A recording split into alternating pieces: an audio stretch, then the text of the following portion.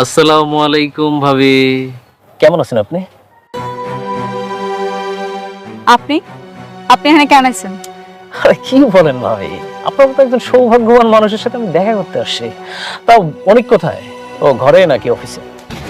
আমি জানি না, আমি জানি না, আর কিছু জানতেও চাই না। আপনি এখান থেকে চলে যান। কি বলেন আপনি, জানেন না? একটা কোটিপতি হাজবেন্ড কোথায় যায়, কি করে, এটা আপনি জানেন না? তবে কি জানেন ভাবি, এই শালান একটা জিনিস। আমি ওর সবকিছু গাইরা নিলাম, রাস্তার ফকির বানাই দিলাম। শালা কেমন করে জানি আবার বড় লোক হয়ে গেল। আচ্ছা ভাবি বলেন তো, এটা কেমনে সম্ভব? আপনারা না সবাই দিন, আপনারা কে কি করছেন না করছেন সেটা আমার জানা দরকার নাই। জান এইখান থেকে চলে যান কইতেছি। আচ্ছা ঠিক আছে ভাবি, আমি বেইমান এটা মানলাম, কিন্তু অনিক তো ফ্রেস্তা। আচ্ছা অনিক তো বেইমানি করে নাই, তাহলে একটু বলবেন আপনি ওর কি মন্ত্র শেখাইলেন যে ওটা একবার হঠাৎ করে বড় লোক হয়ে গেল? না আমি সবই বুঝতে পারছি।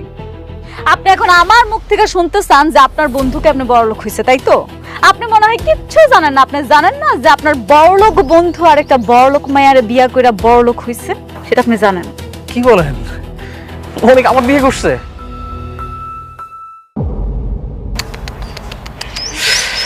আপনার রাইখে সে আবার একটা বিয়ে করলো? এটা কেমনে? আপনার মতো বড় লোকেরা না সব পারে, কারণ আপনারা স্বার্থপর।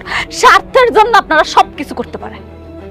আচ্ছা ভাবি, অনিকের ওই স্ত্রীকে জানে যে আপনি অনিকের প্রথম স্ত্রী?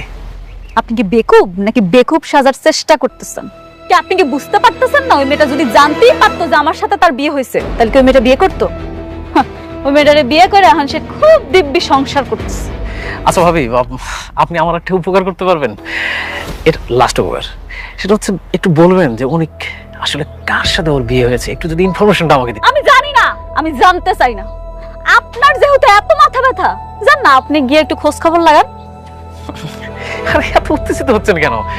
আপনি শুধু একটু ইনফরমেশন দিবেন। যাইবেন নাকি দুধ দাবি না করমু? যা কইতাছিস এটা উপরে উঠেছে না, আপনি নামান।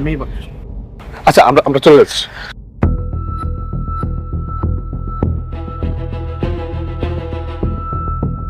আরে বাহ বন্ধু, তুই তো দেখি সত্যি সত্যি আমার থেকে বড় বেঈমান রে।